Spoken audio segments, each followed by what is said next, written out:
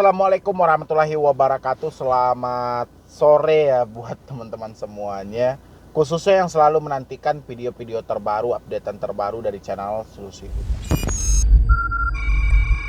Terima kasih ya buat teman-teman semuanya yang selalu mensupport, mendukung tentang channel Solusi Utang. Saya ucapkan terima kasih banyak buat Anda semuanya, karena dukungan dan supportan Anda lah yang menjadikan channel ini berkembang sampai detik ini ya. Oke, ini masih di awal tahun juga ya.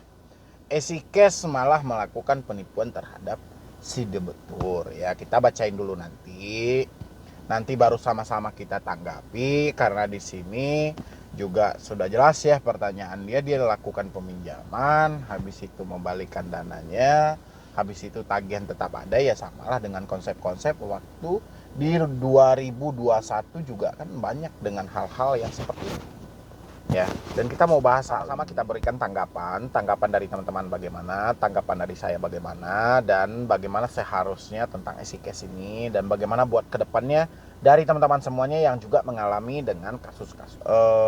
Saya mempunyai media yang cukup untuk memberikan edukasi kepada teman-teman yang lainnya tentang pengenalan bagaimana sih sebenarnya pinjol ini sebelum nyemplung ke dalam itu ya. Kan itu tujuannya ya. Kalau teman-teman mau, kalau nggak mau yaudah.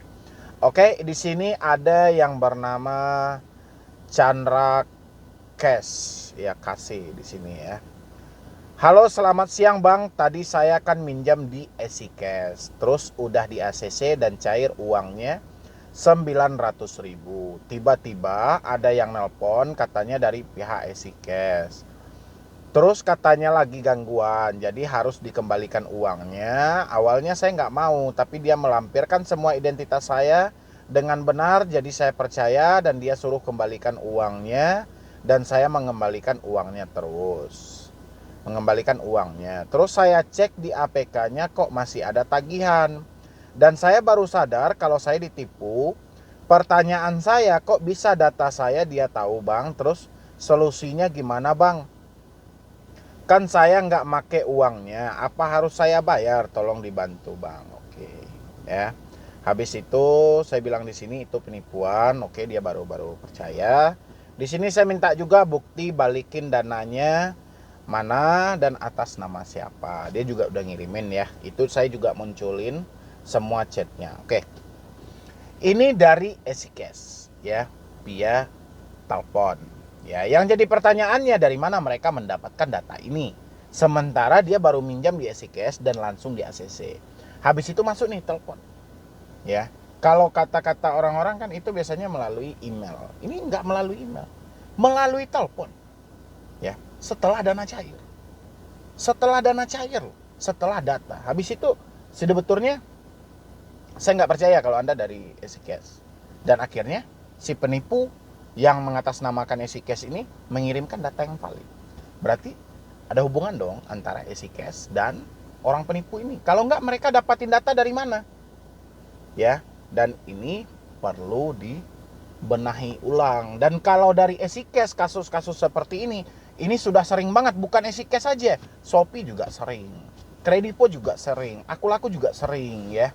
HCI juga sering hal-hal seperti ini terjadi tentang ada error sistem. Ya kalau sistem mereka error, ini perlu juga perlogikan dari si debetur ya. Mau sistem mereka error, mau sistem mereka sedang bermasalah, kalau dana sudah masuk ke rekening Anda, jangan dikembalikan sebelum jatuh tempo yang ada. Apapun alasan mereka. Ya, ini juga pelajaran bagi Anda nih, karena memang data Anda itu memang sengaja kayak mana ya? Memang ada oknum-oknum yang dari pihak aplikasi ini yang sengaja melakukan hal seperti itu. Ya, saya curiga ini sudah dilakukan oleh orang dalam. Kalau enggak, mereka dapat data dari mana? Ya, data kevalidan si debetur dengan identitas lengkap, dengan nomor HP lengkap. Kalau bukan dari orang dalam, ya, enggak mungkin juga si penipu tiba-tiba langsung dapat akses data, langsung dapat akses nomor telepon. Mustahil si penipu bisa melakukan hal seperti itu, ya. Tapi karena data ini langsung dibagi dan ini dilakukan oleh orang dalam, saya curiga akan hal itu, ya. Makanya selama ini kan tidak pernah mendapatkan Anda SMS misalnya setelah Anda melakukan pencairan misal di EasyCash. Habis itu EasyCash SMS kepada Anda, oke, dana sudah kami kirim ke rekening Anda. Kalau ada yang mengatasnamakan nanti EasyCash meminta mengembalikan dana, dengan alasan ini segala macam, mohon tidak menanggapinya karena itu adalah penipuan. Ada nggak warning yang seperti itu? Kan nggak ada. Ya, berarti selama ini memang disengaja dibiarkan. Ya, kalau dari bank-bank kan ada itu dari BNI, misalnya hati-hati dengan kode OTP Anda. Kalau ada yang mengatasnamakan BNI, mohon tidak ditanggapi. Ya, dari Anda mau ngajuin kartu kredit itu sering banget itu dikasih warning yang kayak gitu. Ya, dikasih peringatan. Tapi ini kan nggak dikasih peringatan. Sudah berapa kali ini kasus yang seperti ini terjadi? Sudah sering kan? Ya. Kalau orang-orang bilang, oh itu gara-gara itu kita ngirim ulasan di Play Store. Wah, nggak masuk akal. Ulasan di Play Store nggak masuk akal. Biasanya mereka mengirimnya melalui email. Enggak melalui email. Mereka melalui telepon. Itu kan ada di layar Anda saya muncul. Ya, melalui telepon. Dari mana dia dapatkan nomor telepon ini? Ya, setelah si debitur curiga, wah ini pasti penipuan ini. Dia bisa lagi memberikan supaya orang ini benar-benar yakin. Ya, dia berikan identitas yang lebih valid. Ya, akhirnya apa? Ketika si debitur membuka aplikasi itu, tagihan tetap ada. Dan dia baru bingung, ya. Dan di sini ada juga tadi saya minta buktinya. Dan di sini yang lucunya memang ya yang ngirim dari Chandra Ber, ya. Ini dari jenis transaksi transfer bank lain ke Bank Permata. Ini ke Bank Permata dia transfer. Habis itu nomor tujuan nama tujuan dana top up hair. Kok nggak bisa ya kita lihat ya. Namanya dana top up gitu loh. Ya berarti ini kayak nomor kayak virtual account gitu ya. 1, 2, 3, 4, 5, 6, 7, 8, 9, 10, 11, 12, 13, 14, 15, 16 digit nomor. Oke, itu saya munculkan semuanya ya. Ini sering dilakukan loh oleh EasyCash. Oke, terus apa lagi pertanyaan dari Bapak Chandra tadi?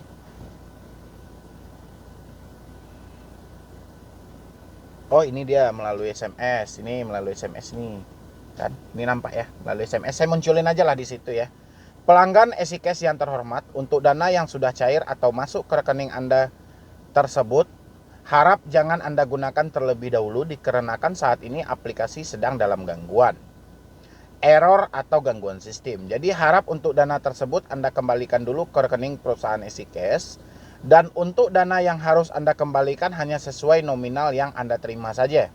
Jika dana tidak Anda kembalikan terlebih dahulu, maka sistem tidak dapat dinormalkan dan untuk virtual account untuk pembayaran Anda nanti itu bermasalah dan tidak dapat digunakan. Maka dari itu yang akan menyebabkan pembayaran Anda menjadi double, dan tentu saja Anda tidak mau kan untuk melakukan pembayaran double ke depannya. Maka dari itu silakan transfer kembali dana tersebut ke rekening perusahaan EasyCash yang kami lampirkan di bawah ini. Bank Permata, nomor rekening atas nama dana top up, dana tujuan perusahaan PT EasyCash Indonesia. Ya. Ini saya harap walaupun ada tagihan saat ini, Anda tolong simpan bukti screenshotan ini, bukti dengan valid. Itu data Anda kan? Masih meragukan saya Pak? Anda lihat itu foto KTP Anda. Anda kalau nggak percaya nggak masalah Pak, tapi nanti Anda bayar double, itu resiko Anda ya Pak. Ya kita bayar double kayak mana?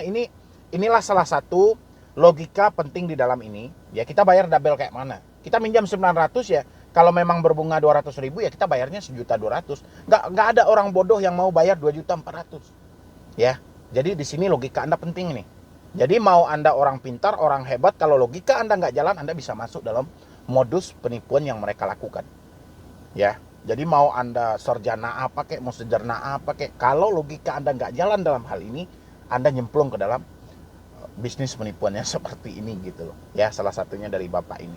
Dia gara-gara cuma dikirimin identitas dia aja, habis itu ditakut-takuti dengan masalah double pembayaran. Double pembayaran gimana? Kita sebelum membayar juga bisa kok kita akses. Nanti kalau misalnya kita kan sudah ada buktinya tuh, kembalikin kayak mana pula mau double pembayaran. Makanya logika itu penting. Oke, dia sudah membalikan dananya sebesar 900.000 dengan biaya admin 6.500. Itu sudah hal wajar ya, potongan ya. Berarti ini transaksinya melalui m-banking.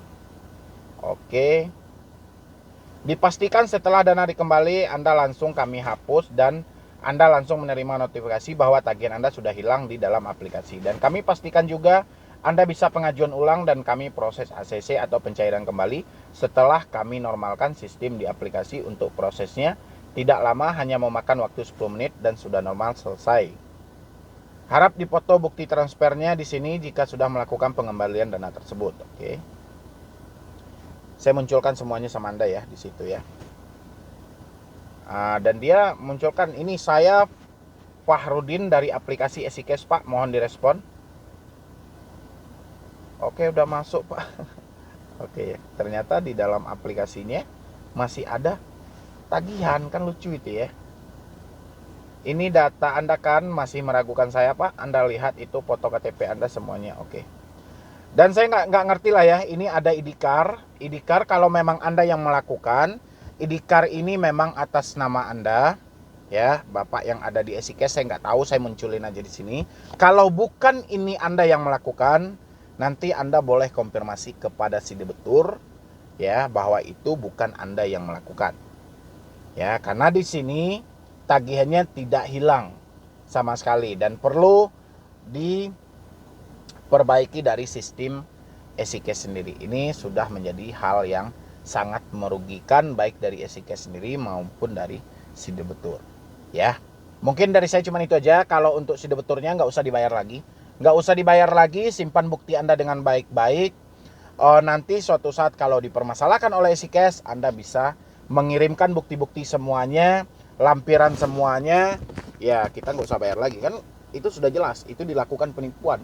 Dari mana dia mendapatkan nomor telepon kita, dari mana dia mendapatkan data kita kalau bukan dari orang dalam itu. Kalau orang di dalamnya itu tidak mau mengakui hal ini terjadi, bukan kami, itu penipuan, ya itu urusan mereka. Ya, yang penting kita percaya identitas kita, semua yang kita kirim ke mereka seperti itu juga yang dikirim oleh penipu ini. Ya. Jadi hentikan pembayarannya, yang penting dananya sudah Anda balikin. Mau tagihannya hilang di aplikasi, mau tidak, itu bukan urusan Anda lagi. Yang penting dana sudah Anda balikin. Mau ke penipu terserah. Yang penting mereka sudah membuktikan kalau mereka, ya benar, kami dari EasyCash, ya sudah. Yang penting simpan bukti.